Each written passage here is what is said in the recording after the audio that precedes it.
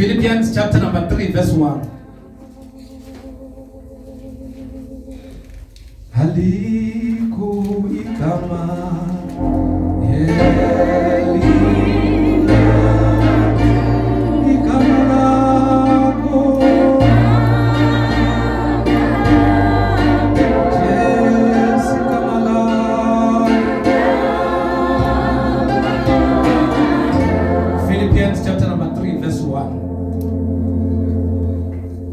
akekho iphethe ngesizulu ngicela umfundele ngesilungu baba ayiphathanga ngesixhosa ma ngicela umfundele ngesixhosa gcwele abelungu la ekhaya ndithetha ngelithi ke mawethu yanga inkosi inganipha uvuyo yes akundixhamli konke ukuphinda ndibhale izinto ebekhe ndazibhala ngaphambili iya kuninceda lonto. Verse 2. Zilumkeleni ezo zinja. Zilumkeleni ezo zinja. Nemi nasho kancinci kanje bazalwane. Afunde kahle kanje uMamunzeli. Zilumkeleni ezo zinja. Nemikhwa yazo emibi. Ningazilumkeli zodwa kodwa nilumkele nemikhwa yazo emibi. Balumkeleni abo banimele ngoku cheta imizimba. Balumkeleni abo abanimele ngokukhwetha ukugcaba is to seal and ukusika umzimba. So zendithi lulwaluko lonto yabo. Because this is not circumcision what they are presenting to you. Abaluke ngenene sithi. Yes, okay. Abaluke ngani? Ngenene. Bazalwane, you are not there. So abaluke ngani? Shuthi laba baletha uluko but abalukanga ngani? Ngenene. So inene is true. Thina bamnqula ngomoya uThixo. Ukunqula ukufuna. Thina abamfuna noma bamdumisa ngomoya uThixo. Thina baqhayiya labo linguKristu Yesu. So lokuqhayiya they boast in Christ. Kubeka manje. Thina singaqhayisa ngento eyenziwe emzimbeni. Oh sorry, thina singaqhayisiyo ngento eyenziwe emzimbeni. So we do not boast about the things that are done in our bodies or in flesh. Nango kwam bendingaqhayisayo ngezi zinto. Paul, even himself, he did not boast about these things.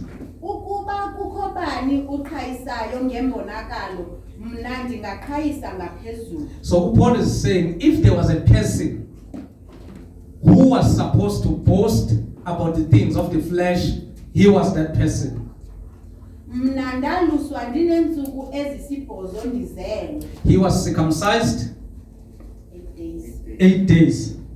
Ndingumsirayeli wesizwe sakwaBenjamin ngokomlibo. Niyayizwa leyo yesikhulu. Umhebhere nozwane.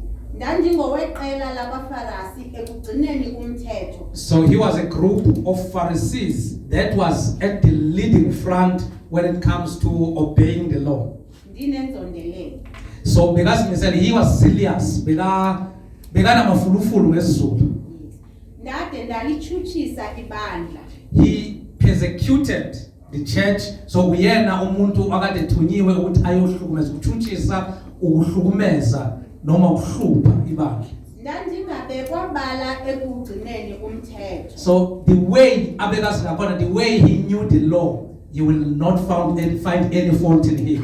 Zonke ezo zinto ndandisithi ziyinzuzo. Nayi le ndawo ade kuyakuyo, all those things uthi Paul that he thought they were beneficial. Ngoku ndizithatha njengelahleko ngenxa kaKristu. So he treated them like a garbage because of Christ. So before I start with my teaching, I want to clarify one or two things because abazalwane ngake ngafundisa ngashumayela ngale chapter Mamunzelo kwakwata abantu abaninzi because beva legama lenja ngazi noma bedime ngibhala iBhayibheli noma kwakwenziwe. So today I want to do justice in the scripture as a teacher of the word so that you are not going to be confused, because sishumayela kakhulu sigijima kakhulu but we leave these important things in the Bible. Paul mayikhuluma ngenja ukhuluma ngabaJuda.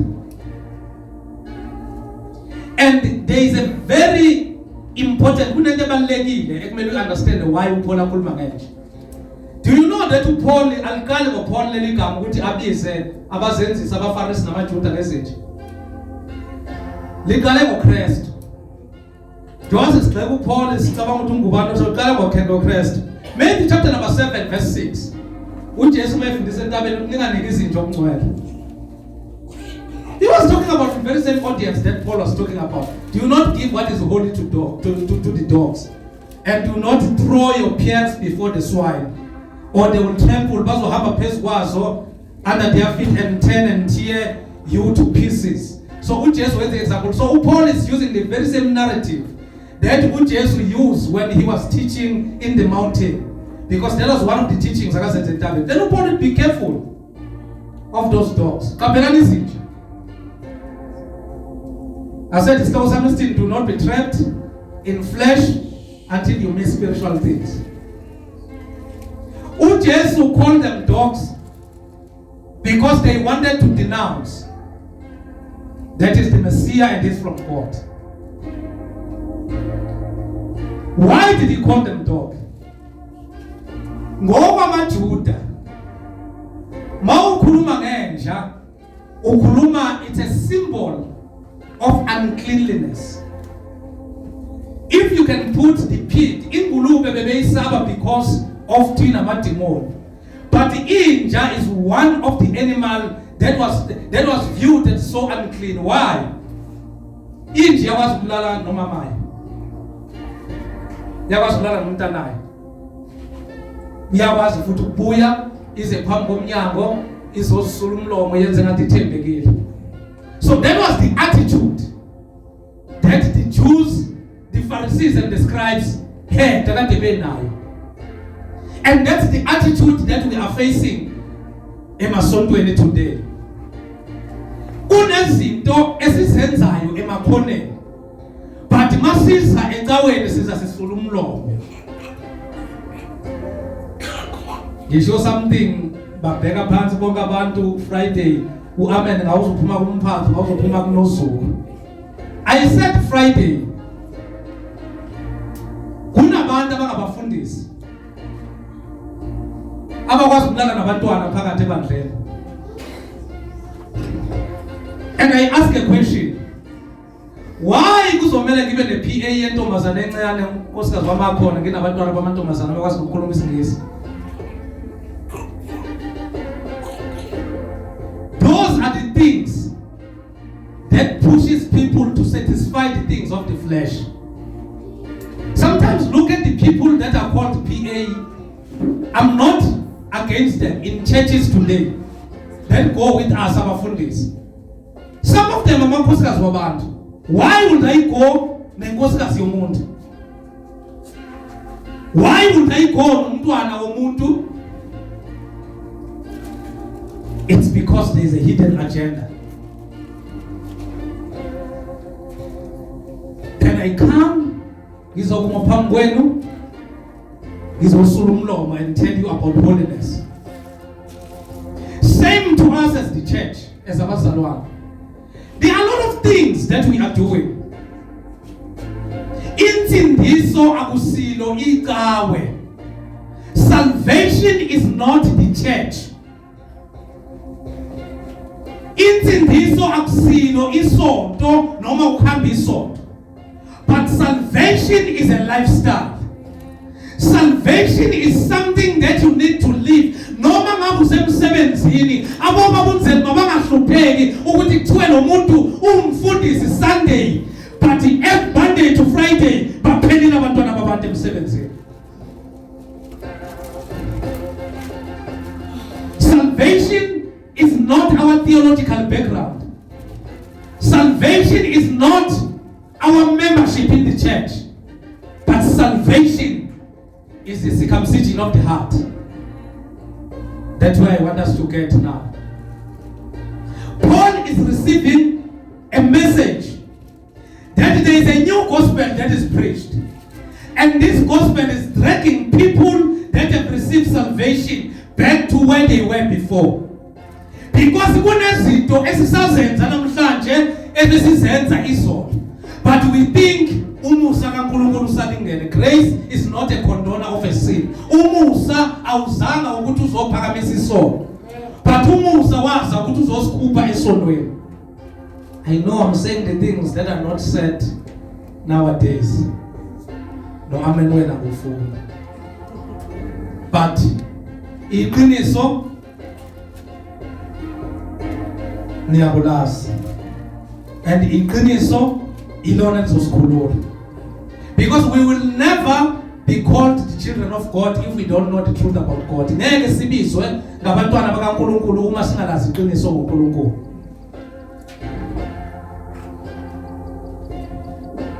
For it is we who are the circumcision, we who serve God by His Spirit, who boast in Christ Jesus, and who put no confidence in the flesh.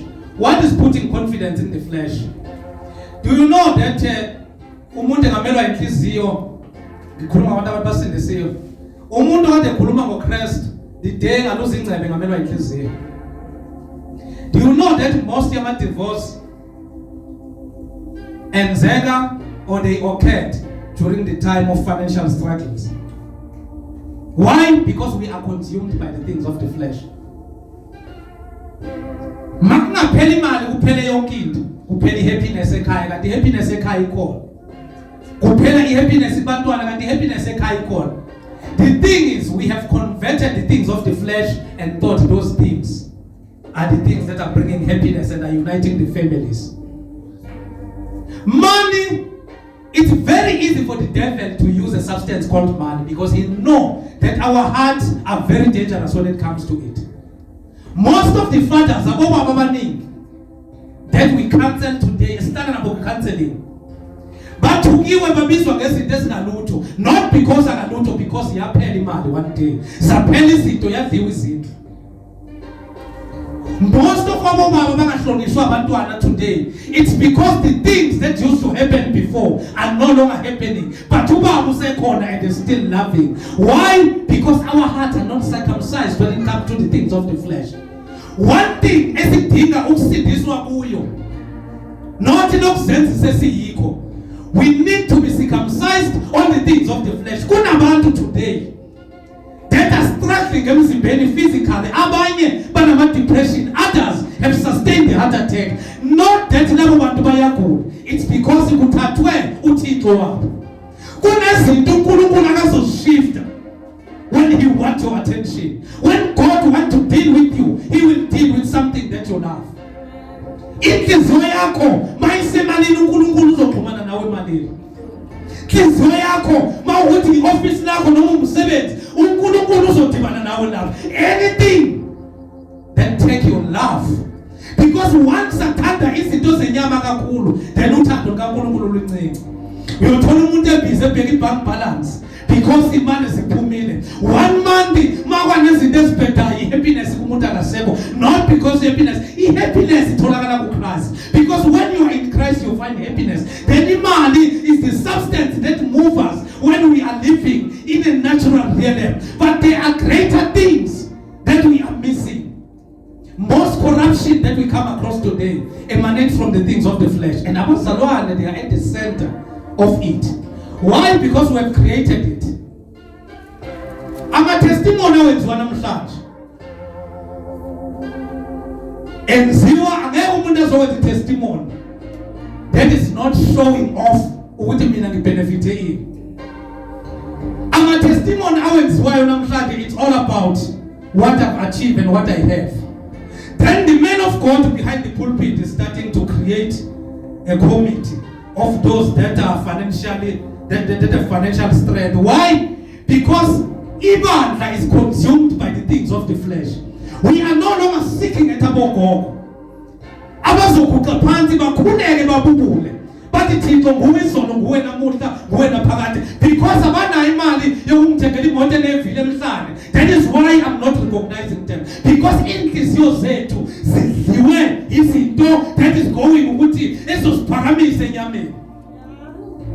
Even our committees are full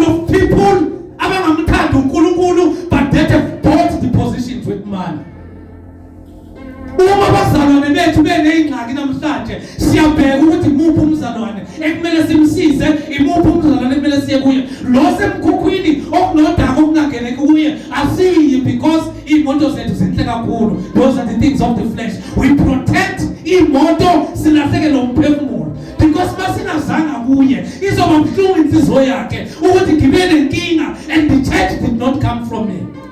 The things of the flesh, because we are so much consumed on it. When things happen to my friend, the pastor's friends, or the leadership friends, these very same people are going to be people that are going to be ripped off imali, then why? Because we want to sustain those that are able to benefit us. Ibandla seliphenduke ishishini noma business. In reason, it's not because we have backslided, but the Satan usebenzise izinto esizidingayo enyameni. Ubheke laba baku Facebook nama likes today. Mangafika ngithi uJesu wami uyaphila. Ngibhalelo sentence ku Facebook ngothola 2 likes. But mangafaka iferrale, I will get more friend invite. I will get more pulpit invite. Because they want to associate themselves with people that are man. It's because we are so consumed by the things of the flesh. Then she loses into skamoya.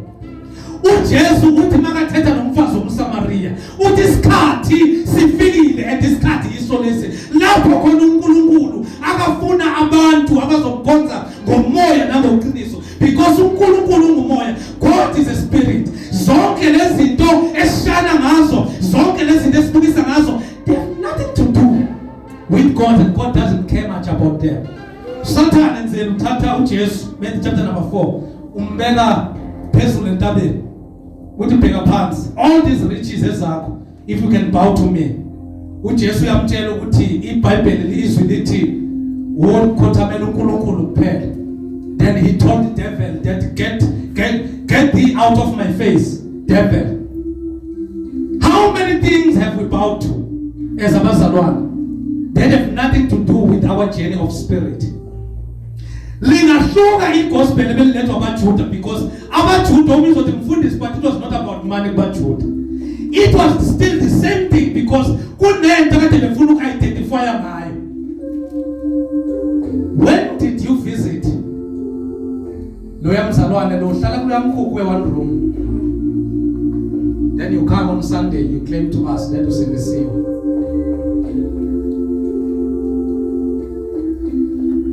When did you check loya mzalwane loya? When did you assist umuntu ongakholwa useceleni kwakho? Then Sunday sonke siyahalalela, but there are things uNkulunkulu akasibizele kuzo that we are not doing.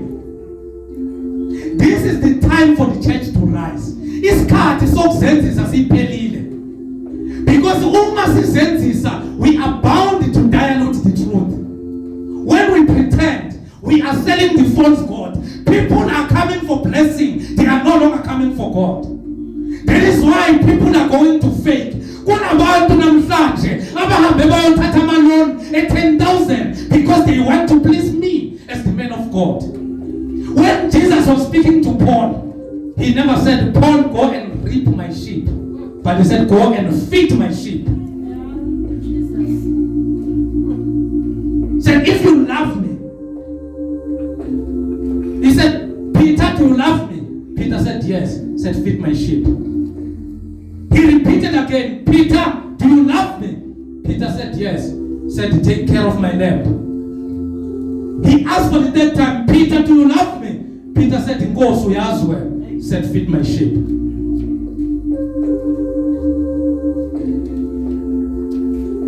The things that make abazalwane to be trapped in the flesh and to follow izinto ezizobafaka enkingeni, it's because nethanda izinto. Uma nithande uKristu kuqala, then zonke lezi ezinye izinto zizodibana nathi endleleni. But the problem, we want to go lapho kutholakala khona izinto, sifuna ukuhamba nodumo. Then when you follow the things, you lose the giver of the things. Some of us sebehamba nje, but ku-empty ngaphakathi. Mawungabuza uNkulunkulu, do you know them? He will say, no, I don't know them. I know that there's a young boy that is short and making noise every Sunday there. But there's nothing Yame belong away. I don't even communicate with him. Because the things that we do, we are falling into traps. Today, as I'm standing here, families are selling emakhaya. Others are planning even to file a divorce. Lento ayiqalanga ngothando and akuphelanga uthando. In the process of uthando kwangena imali, then i-attraction yonke yasuka othandweni yahlala emalini. Izinto zomhlaba sometimes umhlaba impilo ihamba today kungaba kuhle, today kungaba kubi. But where are the people that will follow God even when things are not agreeing? Because Paul in the very same passage, if there is somebody that should boast about the things of the flesh, I'm one. He's saying, I'm a Jew of the Jew. I'm from the tribe of Benjamin. I was circumcised in 7 days. When it comes to Zealous, I'm the one who was persecuting the church. He is saying, but all those things that look beneficial to me, God's shine because all I wanted was to know him. Today, all we want is to receive and achieve. Is to lift our hands because we are trapped on the things of the flesh. That is why I'm going to be blessed. That is why I'm going to be no mama basindisiwa bajolayo today. Because ubaba mayingaseke imali mamuzotala bona ubaba bangcono. Because for the fact that umama uyakwazi ukuthi atshela ubaba ukuthi akekho ngcono, then kunobaba ongcono akambonile. For the fact that ubaba uyakwazi ukutshela umama ukuthi kunomama ongcono, then ukuthi akekho ngcono, then kunomama ngaphandle akambonile. Because the things of the flesh are going to separate us from the glory of God. Then when we are separated from the glory of God, we are not going to discern the things that are calling us to death.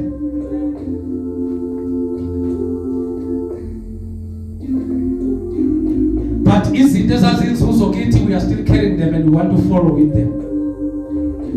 Will your family stand if there are no finances? Will your family stand if there is no house? Will your family stand during the time of tribulations? Very few families are going to stand. The families of the prayer warriors are shaking because of the things of the flesh.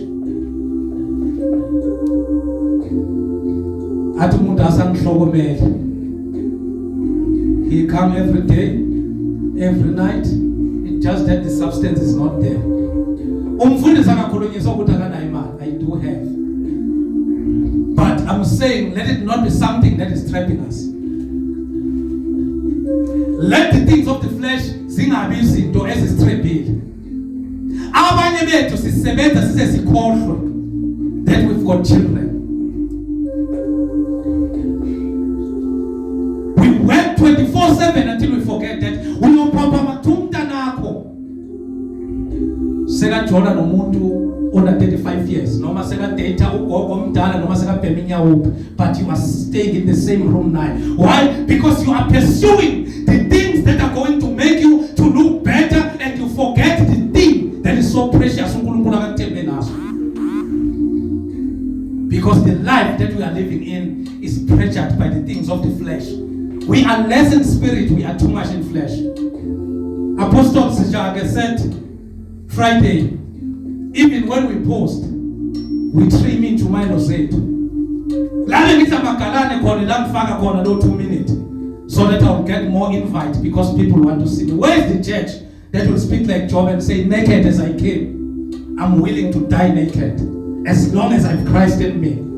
Because abantu abangakholwa banisondela ngani ivangeli, it's because of izinto ababona thina sizenza ngaphandle.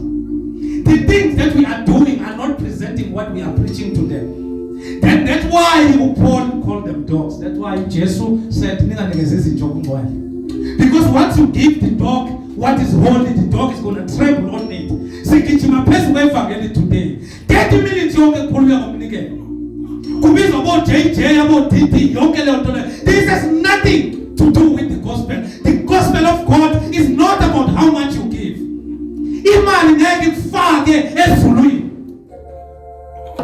Sinevuselelo, not for sine conference day 2. April. We don't even have a cent, but we are gonna do it. And I'm not gonna stand here and lie, come among and manipulate abazalwane. Because the purpose for you to be here, uNkulunkulu ufuna umoya wakho, ufuna inhliziyo yakho. Give your heart to God. Because even a devil worshipper can give me money, he can have a conference, but that conference will not be glorifying God. I want to run conference with people among a nine money, but the conference in the presence of God, and God is going to provide. So don't complain when you see the church bank account next. The one who called me is going to make a way. Because we don't want to deviate from the truth. Because once you start deviating from the truth,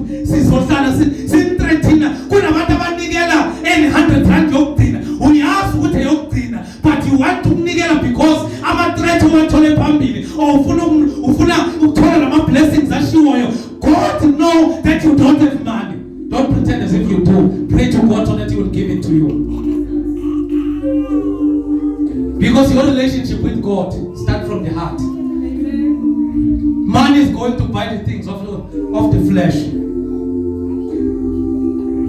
Hayi khuluma because akazwani nempumelelo. It's because awungazi. Impumelelo did not make my mind to be narrow. Impumelelo opened my mind more and it connected me to the things that God wanted me to do. Impumelelo allowed me to tap into the reality. Because what comes today can go tomorrow. Churches are built on the fleshly doctrine. Yonke into esiyenzayo, it's all about izinto zenyama. We are no longer showing people or sending them to their creator. We are bringing them to us. And sakwazi nokukhuleka, dude. Sakwazi nokukhuleka, makungekho ngisakwazi ukukhuleka. Why? Because there's a nyaman too much. You want to see this thing that's on from this way. Then that's when you start communicating on Kulukul. Because the things of the flesh have killed your joy in Christ. Paul is saying to the church of Philippians, have joy in Christ. This is the church that did not have the things that you have today. This is the church. This is the church that was questioned every day. But Paul is telling them about joy in the midst of tribulation. Why? Because Paul understood. Paul did not have a wife. Paul was not talking about the future. You can't even tell where a man was living. The only thing you know that was close to Paul's flesh was the tent making, which was his business. You can do your theological research, and the second thing that you find in Paul is that he studied and he sat under the ministry or theological school of Gamaliel. Those are the only two things. But the rest of the Bible is going to reveal him in a spiritual realm, fighting with the things that are not needed. We spend so much time Sipanda is that have nothing to do with us. That is why we pay bribes. That is why Sipatama bribe Ubanto. Why? Because we are so much connected to the things of the flesh. So much connected to the things of the flesh. Abantu sibakhulekela abaningi la phambili. Abagula bana nurse. Abanye bagulisa umona because umuntu uthanda kakhulu ukuthi izinto lezi zike zabuya. Then makuphumelela umuntu oseceleni useyogula umuntu asakingqini. Futhi yenzeka kubazalwane lento. Lento yenzeka phakathi kubazalwane. Umuntu useyozakingqike agula ngaphakathi enhlizweni. Why? Because izinto lezi akazifuna uzithola umunye umuntu. Abanye bezela ngaphambili ukuthi kuzokhuleka because izinto lezi abazifunayo bazithola. But if I can quote the answer call now and say abantu abafuna ureceive Jesus, nobody itule ngathi zine clue. Why? Because as I understand why is Jesus. Do I blame you bazalwane? No. The true gospel lithengiswe ku pulpit. Imali sayisindiswe ukudlula wonke umuntu. I think somewhere kunezulu lemali. Sayifuna imali, it's good. But let it not be the agenda of the household. Let it not be the agenda of the day. Let it not be something that unites the families. Let us not engage on counseling. There are people who have money in the girlfriend I tell. shine motet yakushiya lapha 10 girlfriends, but a father that has got love for his family, can't he be accepted just because he doesn't have money? A mother that is trying, can she be accepted because akanayo imali? Ugogo sithandela uNkulunkulu, must she pass by protocol? Kumele adlule protocol ukuthi aze kumfundisa, because akanayo 1,000 noma 100 rand one on one.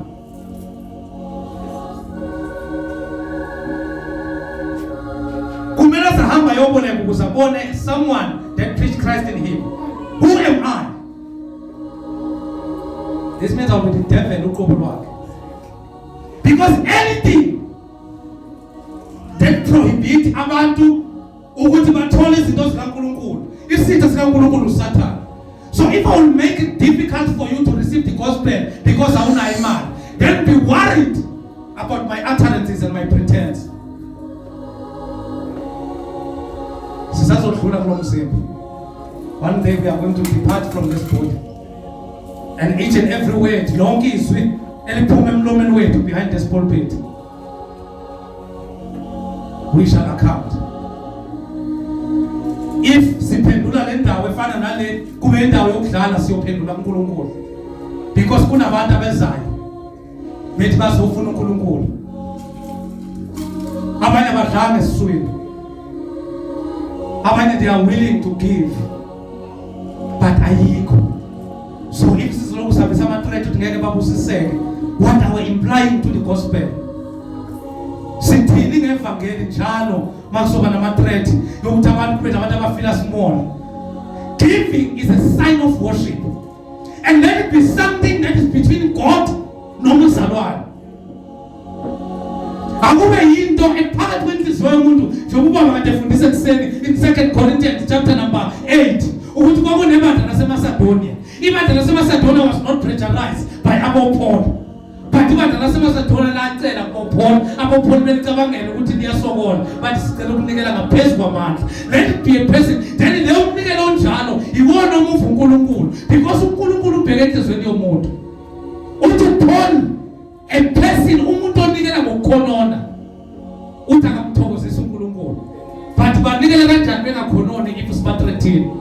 Mawubiziwe la uzothatha umnikelo, sicela unikeza abantu izwi and tell people the truth about Christ and work in their heart, so that people are going to give free, because access for us to build a big structure noma saziwe njengebandleni nemali, but who are full of abazalwane ababahedeni ngaphakathi, that are just rich and able to build the church.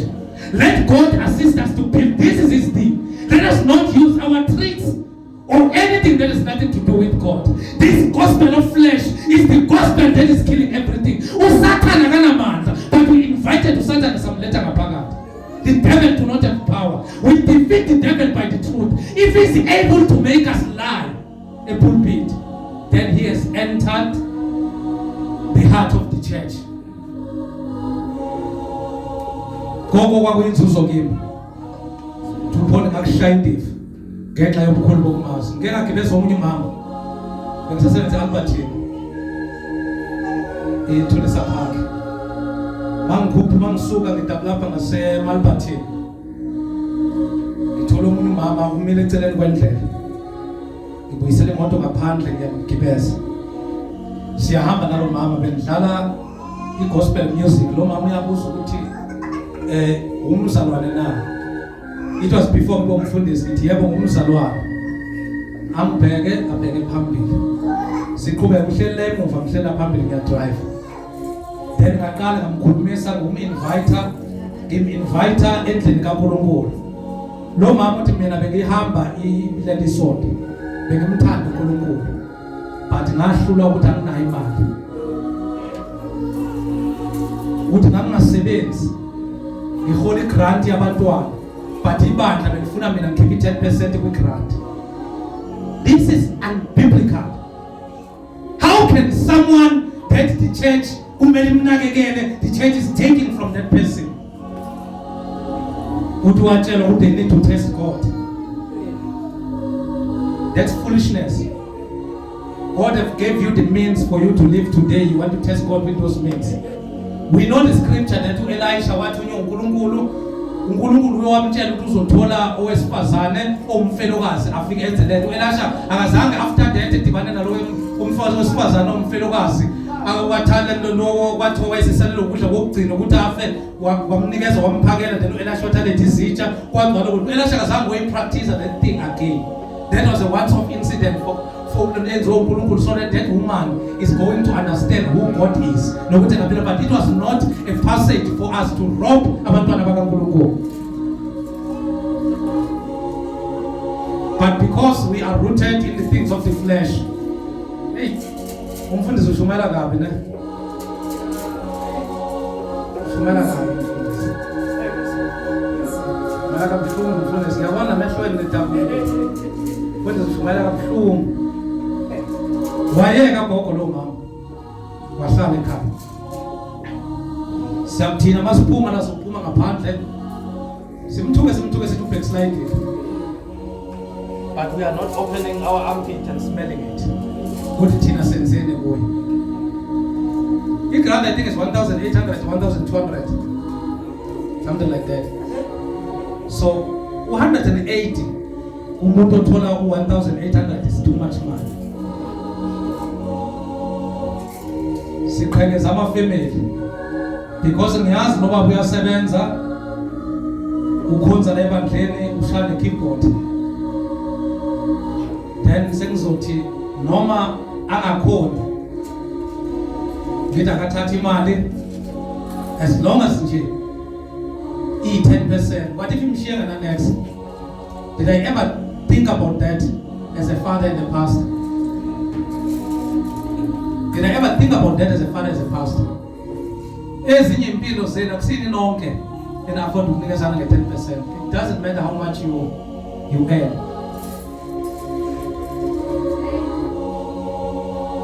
Wena nebandla lakho nibachithile labantu, wena nomfundisi wakho noma nibachithile labantwana. If they can't go to school because you take maybe uhola 20,000, 32,000 wayiletha. Wena nomfundisi wakho nibachithile labantwana. And you know deep down ukuthi awuyafford.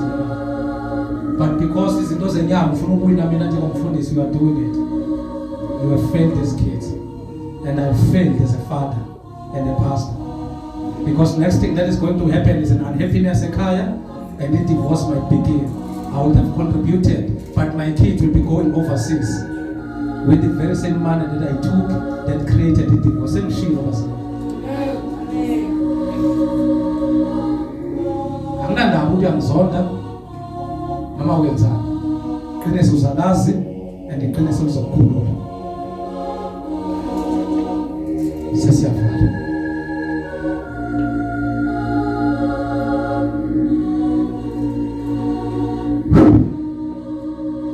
What is more, I consider everything a loss because of the surpassing worth of knowing Christ Jesus my Lord, for whose sake I have lost all things.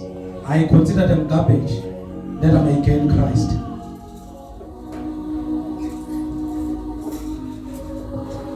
This is how we enter into Christ.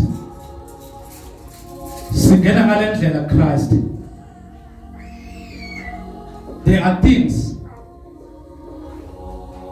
But let us be sober-minded. We get too much excited. Once badlala insimbi namadrum nayo yonke into, uphaphama sewenze yonke. Let us be a church evulile la engqondweni. Mina I don't blame the false prophet. I blame the fake Christians that want blessings, that do not want God. Because if all Christians were rooted in the word, they were going to understand ukuthi uthini. Thina akathulanga uyathetha, but inkinga thina silalela kakhulu okuchiwoyo until sikhohlwe ukuthi uthini. Paul, the very same Paul, the reason why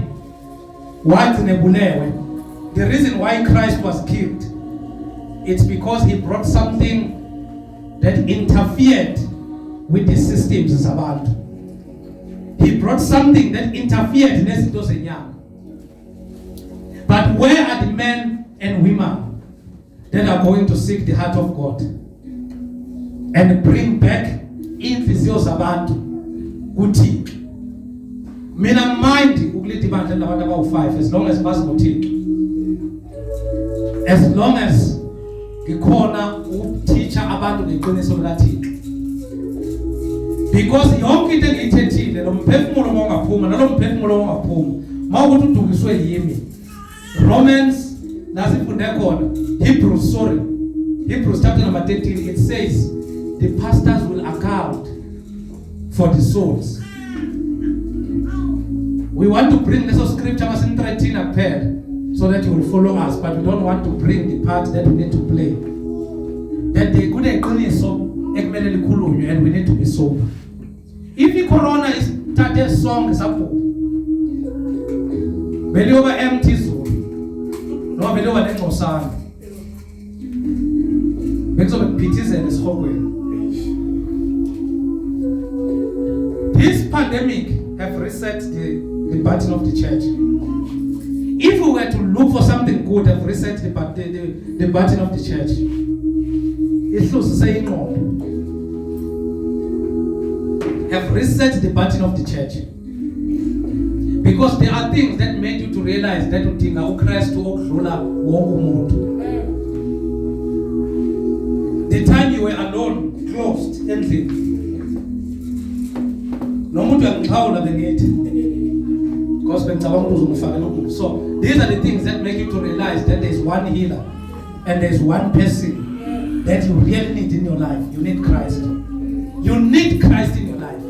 Then everyone is saying, umuntu ulala phezulu. Nganishumayeza nguwile phansi. Because izinto zenyama siyamkhipha umuntu eyintweni zikamoya.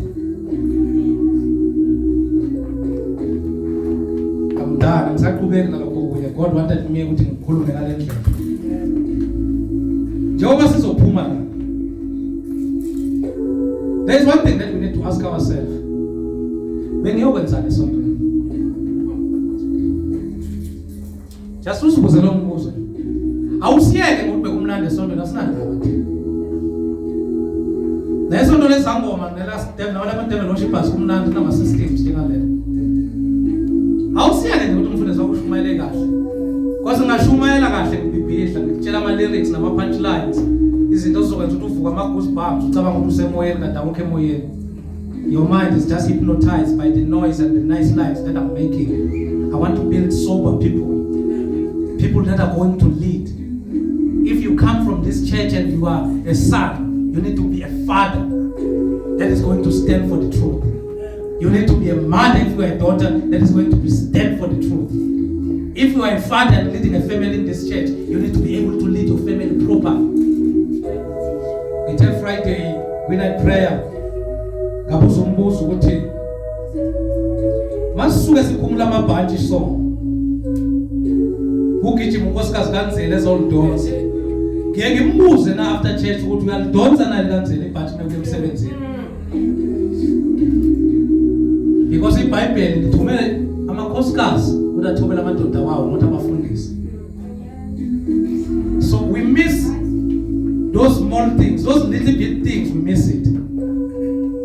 Mayiphethe kahle iBhayibheli lami netablet namanzi. Singene ku protocol esikhapha, mawukuthi kukhashwe protocol. Nga uyasiphatha na isikhaftini salobaba yomfaka ngo12 ekseni. So those are the things we have to be sober fathers and a sober church that is leading people into truth. Because uNkulunkulu akazoblessa umamphathwanyana ngokuthi ubambele mina ibhantshi, but God is looking at how she submits to this man. If I do not emphasize the issues of home and the issues of families and the structures and the respect, then there is no church. Sizoba nevangeli kwelabo mama bobaba kusikuthi abalifuni isonto. Abobaba bacikiwe ukuthi they've got abakhosikazi wabo, they've got a second, the deputy husband which is a pastor that want to play a role that is supposed to be played by a father. So we need to be sober as people. Why did I go to church? Did I go to church because I want to play some Sundays? Then you are very wrong if you want to play some Sundays. If you want to please me, you are very wrong. Because one place or one place, it's not going to put you into right standing with God. And the things that we start practicing here, it shows how carnal and flesh we are. The big church is at home. Before you come here and be spiritual and show us how great you are, before this one mantra and kulumeng tongues and everything, Leah minister recently with what sin now. Did you love your wife? If you are a father, the Bible says according to the book of Ephesians chapter number 5, husband love your wives. So as Christ loved the church. It says, women, submit to your husbands. This is before we even come here. But because Sabantu Benyama Tina, we think of Wenyama who strengthen our family wedding. It's spiritual to strengthen our families. That is why our families are going to collapse because of man. Today I want to plant wisdom to deal with the challenges. To deal with the challenges that we are facing upon. Ihlazo le family yakho livalwa nguwe. Ihlazo le family yakho livalwa ukhala. Inyembezi zehla zidonda ulivalo. Ulivala ukhala. Kuthi kade kungenakudla ufika uthi baba uyikho konke.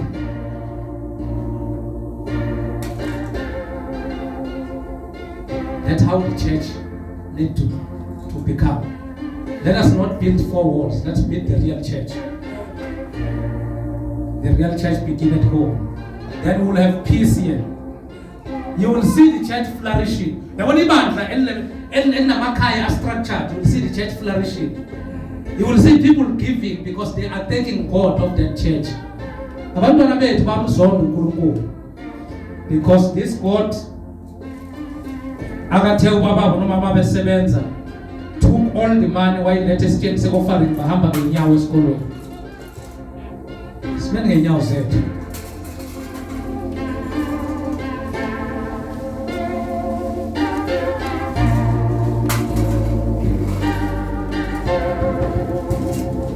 Izinto zenyama ziyokwenza uluze izinto zikamoya. Ivangeli elingashintshi inhliziyo yakho nevangeli elingakubuyiseli uNkulunkulu nakuma structures nefoundation libalekele lelo vangeli lelo. Baleka nenhliziyo yakho, baleke nomoya wakho, ubaleke nempilo yakho. Ngifuna ubaba angibonge noma engezi ngaphakathi la ngenxa yevangeli that I'm preaching to you. Ukuthi uyeza ukuthi akezi, I will be wrong by preaching something ezokwenza ukuthi umdisobey. Uthi umpostoli Paula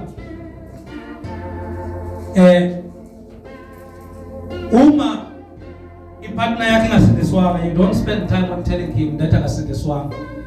But the way you do things kuye izona izinto ezizomenza ukuthi yazi unkosikazi wami uyashintsha la, ubaba uyashintsha la, ubaba uStep uyashintsha la, uyashintsha la, ikhona lento. Mina mangisindisa unkosikazi wami bengasindiswanga. Unkosikazi wami akashunyayizwanga ngumfundisi. Uhambo lwami phambi kwakhe lo lwami ukuthi ahamba yosindiswa. Because wabona uNkulunkulu engakamtholi eBhayibhelini. Wamthola kumuntu akathi ubaba wakwakhe nakathi usindisiwe. So let's go back home and run the real churches which are families. Then we will detach from these things of the flesh. Jesus loves you, but he hates the sin. Jesus stand the son, he loved the sinner, but he hated the sin. That's what the soul. Tina said this son kwabe ngazukuthi ukufeba nokudakwa. Nokungahloniphi it's a sin. If God said umntwana honor thy mother and thy father, then a child is not obeying that word, it's a sin. If God has talked about submission in the hierarchy of marriages, and umama chose to not submit to me, that will be a sin. But before the face of God, there's a big responsibility. that she failed to fulfill.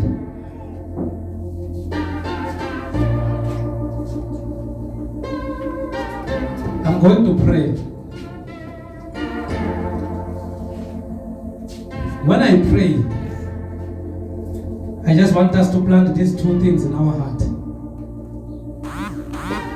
One, ashlale esontweni.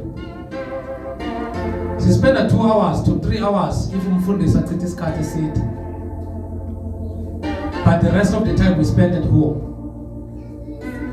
If impilo zethu they are miserable emakhaya, then we do not have life. It's going to affect you big time. Let's deal with those petty things. But the reason why we don't deal with it is pride. The pride is that we need to deal with. Pride today. Because the reason why it's because of the pride. We want to argue even if there is no reason to argue.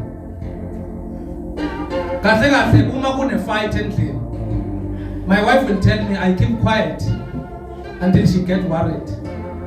Because I don't want to say things that are going to hurt her. As a husband and a father, I need to speak life to her. If really my mind is messed up, I don't talk. Because I don't want to utter a word that I will not be able to withdraw. Same thing to her. Because if something happens, it's either yenzeka phakathi kamama nobaba or yenzeka phakathi kwabantwana or yenzeka phakathi kwebakhe. Let's look beyond with what is the cause of that. Tina si team, si pirate, ngiyaziva uSundowns. Si pirate. I-Chiefs yes-attack. Babe dribula mina ngiyobamba nami ngokushaya ngempama ngithi udribulele kabuhlungu kanje. No. Noma ngabe wenza iphutha mina ngiyakubamba ngiyakudefend. Then masiqeda ukukhetha nge-Chiefs, masifike ejimini imi nawe si-2. But thina makunama problem. We want to partner with the problem to deal in one. Instead of partnering and getting the problem up, once we are done with the problem, then we go back to the boarding room and start debating. But the problem is gone. We have already conquered. May we deal with things properly and be a sober church.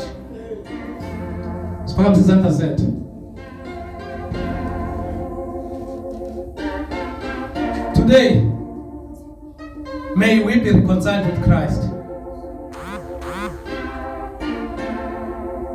I'm not going to lay hand on anyone.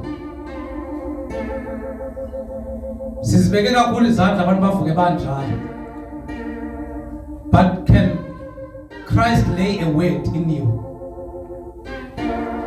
May we be reconciled. May we detach from the things of the flesh. May the Spirit of God lead us. Lolathande sasunalo likaNkulunkulu. Ake singaphushwa manje ukwenza izinto zikaNkulunkulu.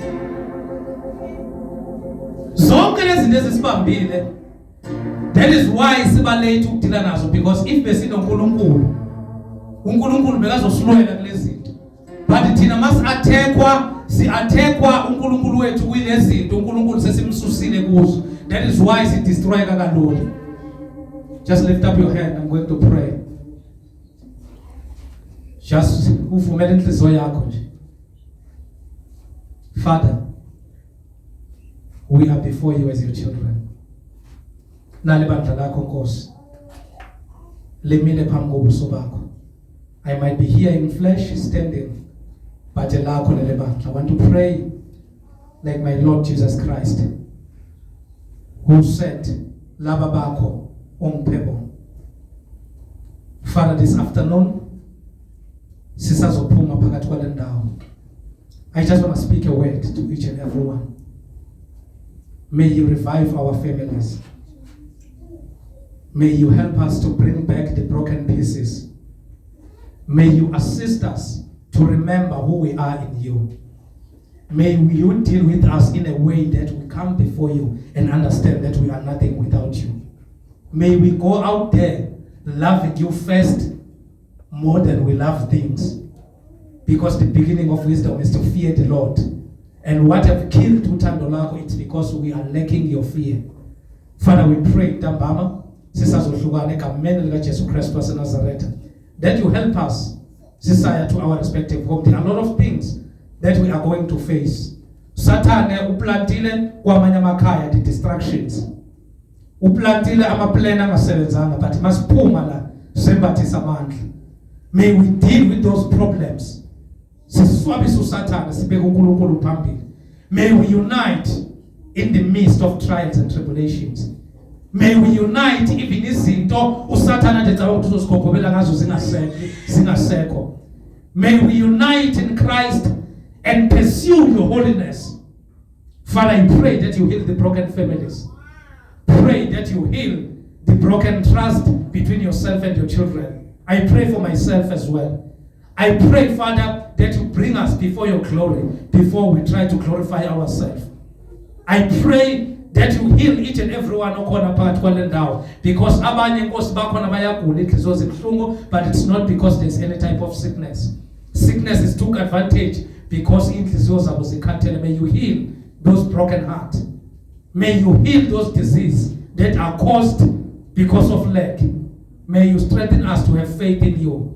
May we speak like Paul, that all things that used to be beneficial to us,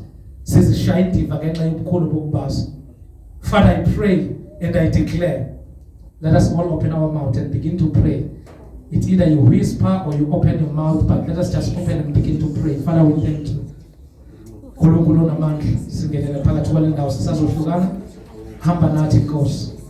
Guide us and be with us. Make us to be fathers and mothers in our homes that are going to stand for the truth, that we may teach our children how to obey you. We might speak and quote the scriptures that are going to bring us before the flesh, but inhliziyo zethu mazingalungisiswanga, that becomes a problem before you. Father, we pray, Ntambama, be with us. Sikuthande Nkosi, sikukhonze imihla ngemihla. Susa umoya wokuzenzisa kithi, the spirit of hypocrisy. Faka umoya Nkosi namandla wamandla ozosenza sambe Nkosi namandla phakathi kwakho ngobuqotho nangokuthembeka. Vusa amadoda nabesifazane that shall stand for your truth, that shall represent holiness, that shall stand noma izinto ngabe zime kanjani, and say Christ is the author and the finisher of our faith. Father, we declare and we decree in Jesus' mighty name. We thank you. Amen.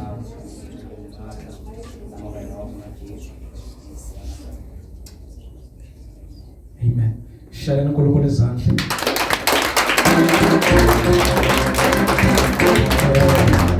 Sesifike emaphethelweni enkonzo. Ake uyeke ukuthi umfundisi bengasho bless coming in and coming out, and take what we discussed here. Try to apply it in your life, try to apply it in your home. Then uNkulunkulu akusebenzele. Because motivations have destroyed a lot of Christians. God bless you. Ningaxawulani bazalwane. uNkulunkulu usanibusise. Amen.